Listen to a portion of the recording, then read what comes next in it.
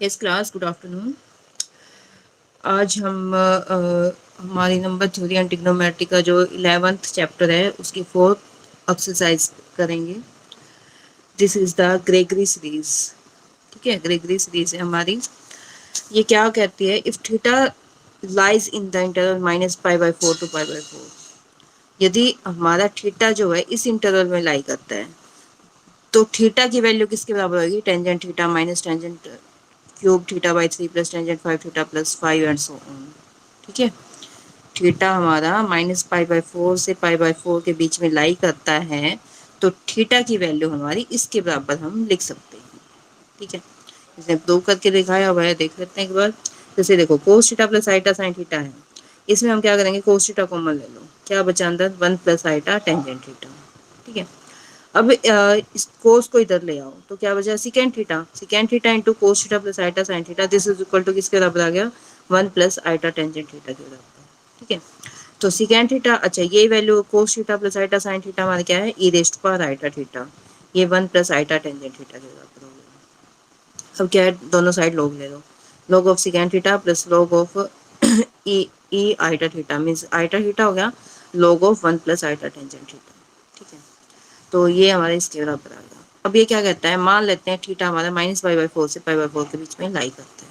ठीक है, तो जो mod of iota tangent tangent theta की वैल्यू क्या है, वो लेस देन 1 हो जाएगी इस केस में हमारी।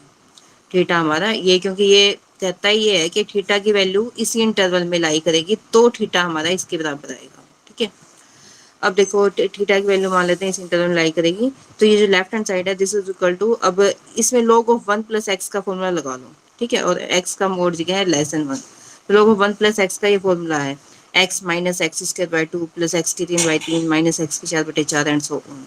ठीक है, ये फॉर्मूला हमारा log ऑफ 1 प्लस एक्स ये हो गया।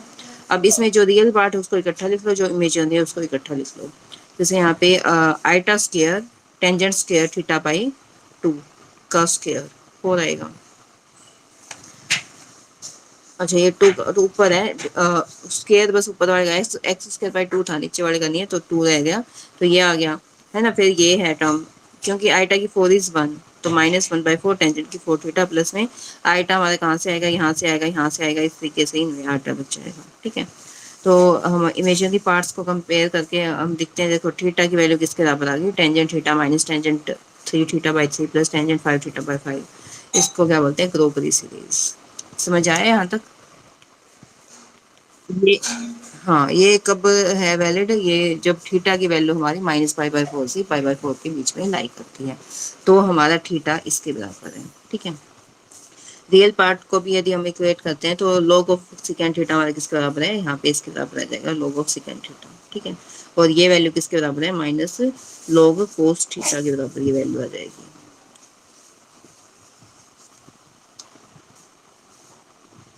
log सेकेंड थीटा है ना, log second theta means 1/cos theta हो गया, 1/cos थीटा ऊपर जाएगा तो minus cos log of cos theta. इसको मैं log सेकेंड थीटा को minus log of cos theta भी बोल सकती हूँ, ये इसके बराबर आ जाएगा। राइट, फिर आगे another form of Gregory series. Another form इसकी क्या है, ये कहता है टेंजेंट इनवर्स एक्स हमारा इसके बराबर है। ठीक है, इसमें तो पहले क्या था, थीटा की वैल्यू बताई इसने इसके बराबर है, अब कहता है टेंजेंट इनवर्स एक्स की वैल्यू इसके बराबर है। तो इसके लिए क्या करेंगे, टेंजेंट थीटा को एक्स पुट कर दिया, थीटा किसके बराबर है, टेंजेंट इनवर्स एक्स के बराबर। और ग्रोगरी सीरीज क्या है, theta equal to tangent theta minus tangent की 3 थीटा बाई 3 प्लस टेंजेंट की 5 थीटा बाई 5। अब यहाँ वैल्यू पुट कर दो, थीटा की जगह क्या होगा, tangent inverse x this is equal to, ये एक्स है, ये x cube by 3 plus x की 5 बाई 5 एंड सो ऑन। तो ये रिजल्ट हमारा होल्ड हो जाएगा। ठीक है, इसका अनदर प्रूफ हमें करने की जरूरत नहीं है। आगे देखते हैं जनरल वैल्यू। इफ ये थीटा की जगह क्या एंगल लिया, phi. If phi lies between -π/4 से π/4 के बीच में यदि हमारा एंगल लाई करता है तो एंगल की वैल्यू किसके बराबर होगी, इसके बराबर हो जाएगी। ये तो ग्रोगरी सीरीज है ही हमारी। और यदि जनरल वैल्यू ऑफ थीटा, यदि जनरल वैल्यू की बात करेंगे तो हम क्या करेंगे, n pi plus phi, n pi और ऐड कर देंगे इसमें, तो इस एंगल में ये क्या हो जाएगा, एन पाई और ऐड हो जाएगा, तो ये क्या है, जनरल वैल्यू बन जाएगी। ठीक है, आ गया समझ? अच्छा, अब है इवेल्युएशन ऑफ पाई, पाई की वैल्यू को निकालना। With the help of Gregory series we can calculate the value of pi. देखो टेंजेंट इनवर्स एक्सिस के बराबर है, अभी हमने किया, तो एक्स की वैल्यू को 1 पुट कर दो, एक्स की वैल्यू 1 पुट करेगी तो tangent inverse 1 is pi by 4, pi by 4 is equal to 1 minus 1 by 3 plus 1 by 5 minus 1 by 7 and so on. तो पाई की वैल्यू क्या होगी, 4 टाइम्स ऑफ दिस हो जाएगी। ठीक है, अब ये क्या कह रहा है, by taking a fairly large number of terms the series में we use to calculate the value of pi. अब टू इन्फिनिटी है तो हम बहुत सारी टर्म्स को लेके, ठीक है, by taking A large number of terms हम इस वैल्यू पाई की वैल्यू को कैलकुलेट कर सकते हैं। But the series is not rapidly convergent, यहाँ पे क्योंकि कुछ सीरीज क्या है, ये माइनस भी होती जा रही है ना, कुछ माइनस है कुछ प्लस है टर्म्स, तो ये एकदम से नहीं बढ़ रही है, is not rapidly convergent, a large number of terms would be necessary to calculate the correct value to certain places. तो पाई की करेक्ट वैल्यू को यदि हमें निकालना है तो उसके लिए क्या है, हमें इसमें बहुत सारी नंबर ऑफ टर्म्स को लेना पड़ेगा।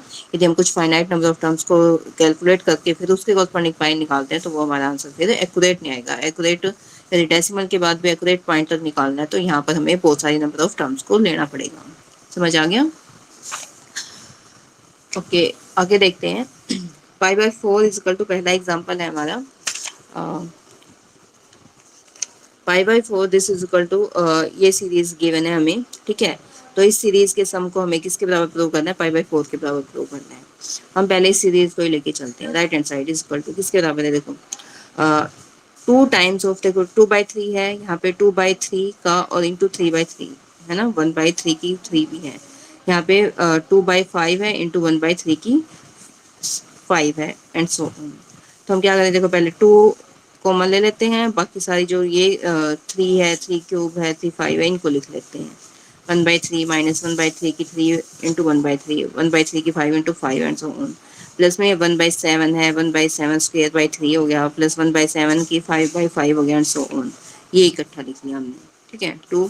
अब ये देखो हमने अभी पीछे किया था कि टेंजेंट इनवर्स एक्स हमारे किसके बराबर है, एक्स माइनस, ये हमारा हो गया x minus x cube by 3 plus में x5/5, ठीक है। अब यहाँ पे क्या है, x minus x cube by 3 plus x5/5, तो ये टेंजेंट इनवर्स x हो गया, x क्या है यहाँ पे 1/3 प्लस में सेम ये टेंजेंट इनवर्स 1/7 हो जाएगा, ठीक है।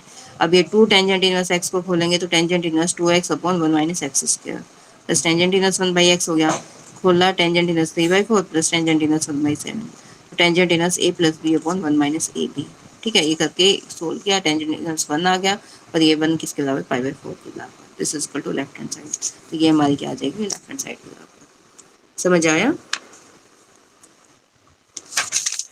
आगे देखते हैं। सेकेंड एग्जाम्पल है पाई/2√3 1 माइनस 1/3 स्क्वायर है, 1/5 इंटू 3/2 का होल स्क्वायर, 3/2 3 का स्क्वायर है, माइनस 1/7 3 की 3 पावर एंड सो ऑन। अब देखो हमें जो फॉर्मूला था हमारा क्या था, यहाँ पे तो ठीक है x हो गया, माइनस यहाँ पे क्या था हमारा, x³/3 होना था हमारा यहाँ पे, है ना। देखो ये फॉर्मूला है x माइनस x³/3 प्लस में x की 5/5, ये होना चाहिए हमारा। तो हम क्या करें, देखो 1 माइनस 3 इंटू में इसको क्या मैं √3 का स्क्वायर लिख दूँ, देखो 3 का स्क्वायर है ना इसमें, 3 का स्क्वायर को मैं क्या लिखूंगी, 3 तो एक ऐसी कैसा, और एक और 3 जो है उसके साथ उसको √3 का स्क्वायर लिखते हो, ठीक है, ताकि हमारी एक कॉन्टिन्यूटी सी बन जाए। देखो इसने क्या किया, 3 1/3 को क्या लिखा, √3 का स्क्वायर प्लस 5, अब आगे क्या है 3 का स्क्वायर है तो उसको √3 की 4 पावर लिख दी यहाँ पे, ठीक है, माइनस 1/7 √3 की ये 6 पावर लिख दी एंड सो ऑन। लेकिन हमारे यहाँ पे क्या होनी चाहिए, इसकी 7 पावर होनी चाहिए, इसकी 5 होनी चाहिए और यहाँ पे इसकी 3 पावर होनी चाहिए। यदि 3 है तो हमारा, तो क्या करें, √3 से मल्टीप्लाई कर लो, √3 से डिवाइड कर लेते हैं एक और इसको, ताकि हमारा ये फॉर्मूला बन जाए x minus x³/3 plus x की 5/5 माइनस x की 7/7, ठीक है ना। तो हम क्या करेंगे, √3 से मल्टीप्लाई कर लो, √3 से डिवाइड भी कर लो, 1/√3 आ गया, माइनस 1/3 इंटू √3 का स्क्वायर प्लस 1/5 इंटू √3 की 6 power and so on 5 power, ठीक है। तो ये किसका फॉर्मूला हो गया, ये टेंजेंट इनवर्स 1/√3 का फॉर्मूला हो गया। इसकी यहाँ वैल्यू पुट कर दो, है ना। स्क्रीन कभी साफ हो रही है कभी ब्लर है।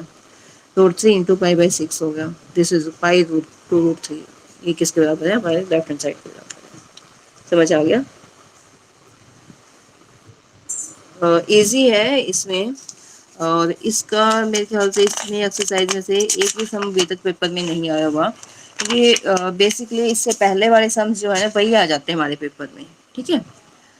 तो 11.4 भी हमने कर ली है, बिल्कुल छोटी सी एक्सरसाइज थी हमारी, और इसी के साथ हमारा जो 11th चैप्टर है वो कंप्लीट हो जाता है, ठीक है। 11th और 12th चैप्टर में से हमारे दो सम एक यूनिट बनाते हैं 11th और 12th चैप्टर। तो एक मिनट इसका क्वेश्चन देखते हैं थोड़े से। जैसे पहला सम ये भी इसमें से आया हुआ है, दूसरे का भी एक पार्ट तो हमारा 12th में से आता है, ठीक है। मतलब जो पिछले क्वेश्चंस उठा के देखें तो उसमें से हमारा ग्रोगरी सीरीज का एक भी सम नहीं आया हुआ, शायद तभी इसमें है कि एक भी सम नहीं आया हुआ। लेकिन ये बहुत इजी है, इसको कर लेना कि अब तक की बार आ जाए, ठीक है ना। तो इसी के साथ हमारा ये चैप्टर कंप्लीट हो गया, 11th चैप्टर। 12th चैप्टर हम कल करेंगे, ठीक है। कल करेंगे शुरुआत नए चैप्टर की। तो आज के लिए इतना ही, ठीक है। Thank you class, next class में मिलते हैं, ओके।